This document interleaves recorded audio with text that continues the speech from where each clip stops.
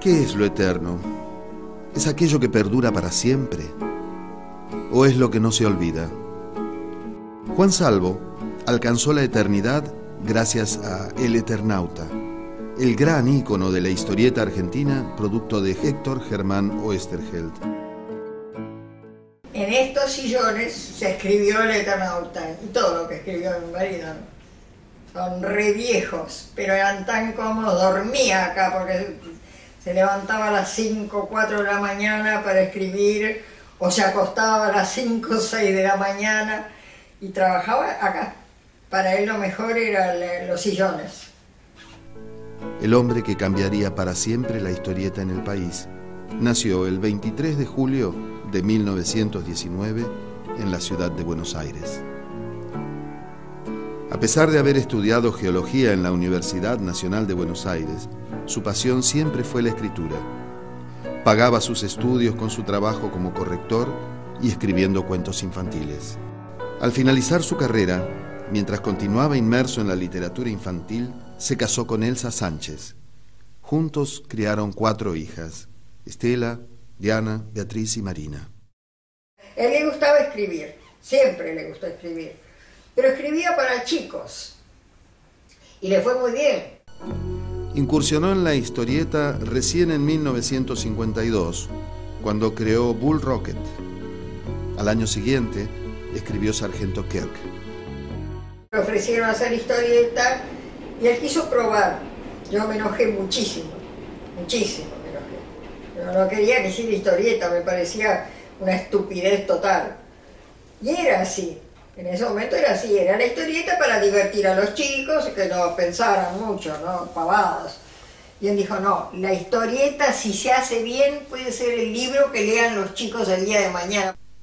A pesar del éxito que tuvieron ambas obras, Oesterheld estaba en desacuerdo con las condiciones impuestas por el mercado editorial de entonces. Logró hacer una obra como El Sargento Kirk, que ojalá se hubiera hecho acá, en El Hombre de la Frontera, la compañía del indio de acá y no el de América, ¿no? Pero, digamos, desde el punto de vista sensible en cuanto a la defensa de la libertad del ser humano, era formidable ese indio, ese soldado que va a la frontera y que se convierte en indio al ver las injusticias y la barbarie que se hacía, pero estaba como desarrollado y la gente creía que era un autor americano. Entonces a él eso le daba una bronca que lo ponía negro. Entonces... La editorial Frontera fue fundada por él y su hermano Jorge en 1954, con el objetivo de poner fin a sus desavenencias con otras editoriales. La editorial Frontera fue el sueño de liberarse de todos los editores, porque no lo dejaban trabajar como él quería. Por ejemplo, él muchos años estuvo trabajando de acuerdo a lo que le pedían. Por ejemplo, le pedían nombres americanos para que pareciera que había muchos escritores. Una burrada número 1 porque a él lo limitaban totalmente. Fueron 2 sus publicaciones, Frontera y Hora Cero. En esta última sería publicada la obra que estaba destinada a cambiar la historieta argentina para siempre. Hora Cero fue una revista creada por Oesterheld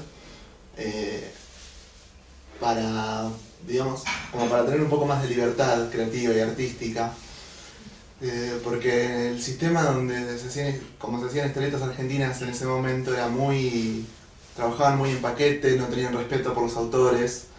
Entonces él, digamos, se fue de la editorial donde estaba y creó su propia editorial, Frontera, donde decidió que iba a manejarse de otra manera, con más respeto por los autores.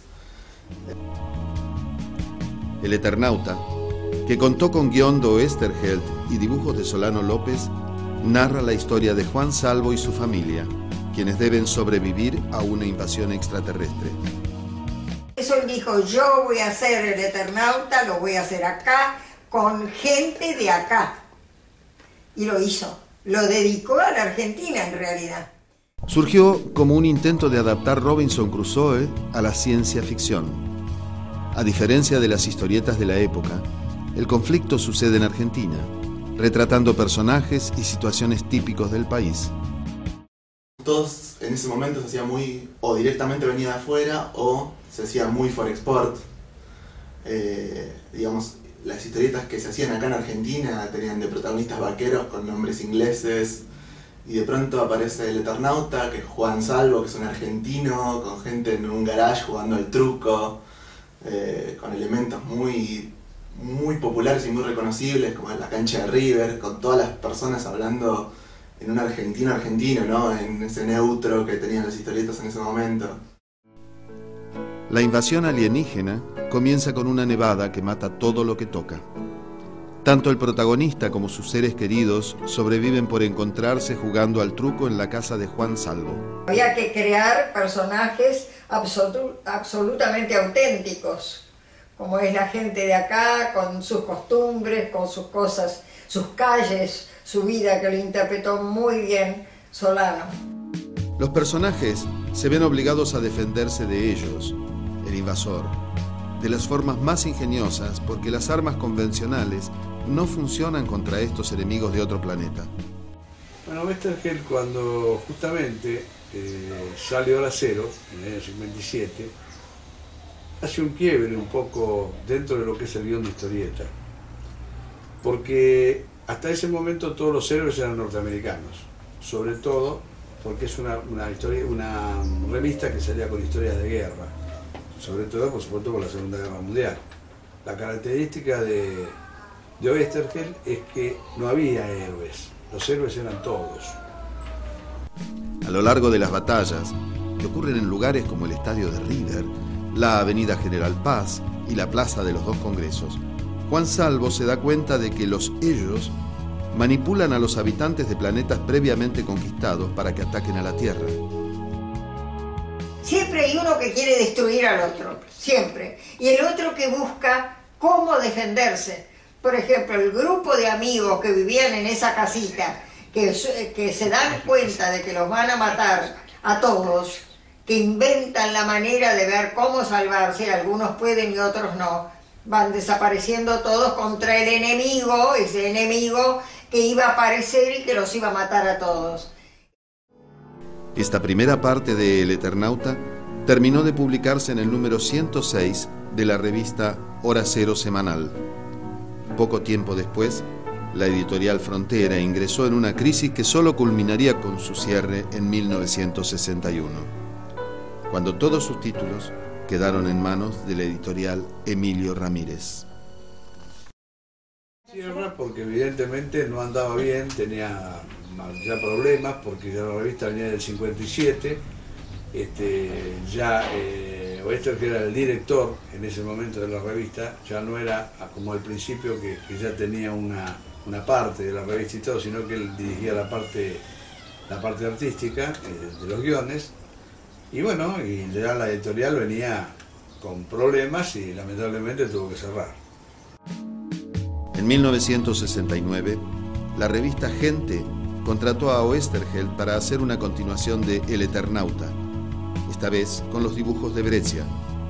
Sin embargo, la obra no prosperó debido al dibujo experimental de Breccia y al discurso antiimperialista de Oesterheld, por lo que Gente decidió terminar con la tira luego de pocas entregas.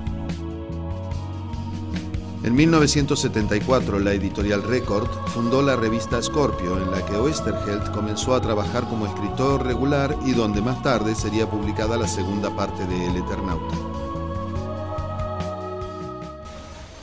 Bueno, la revista Scorpio comienza en el año 74.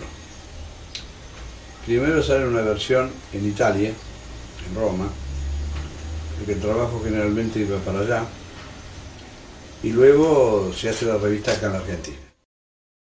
El golpe militar del 76 hizo que Oesterheld y sus hijas se uniesen a la agrupación guerrillera Montoneros. Las experiencias como militante lo empujaron a escribir la segunda parte de El Eternauta desde la clandestinidad.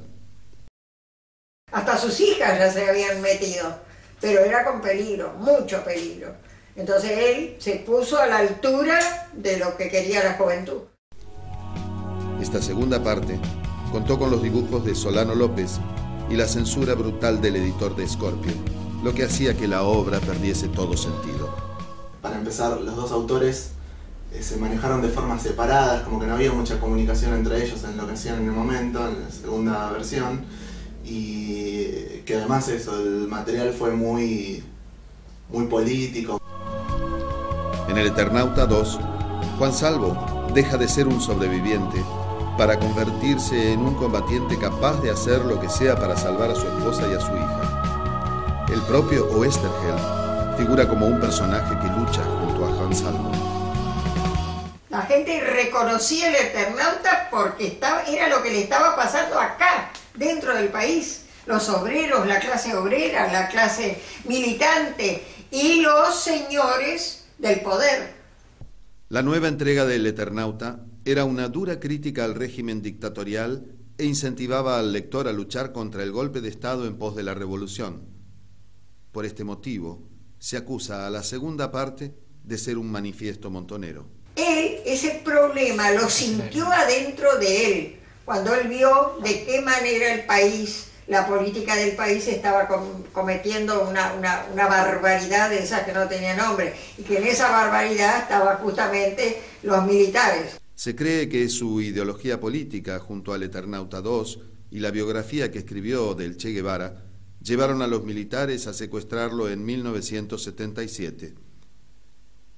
Con él secuestraron a sus hijas, sus yernos y sus nietos. Logró hasta cierto punto lo que quiso, porque se arriesgó y sabía que corría el peligro de morir. De manera que fue su voluntad, nadie lo obligó. Lo que sí me dejó muy mal fue que también le hace entusiasmar a las chicas, que ahí la juventud quería también participar, como ahora.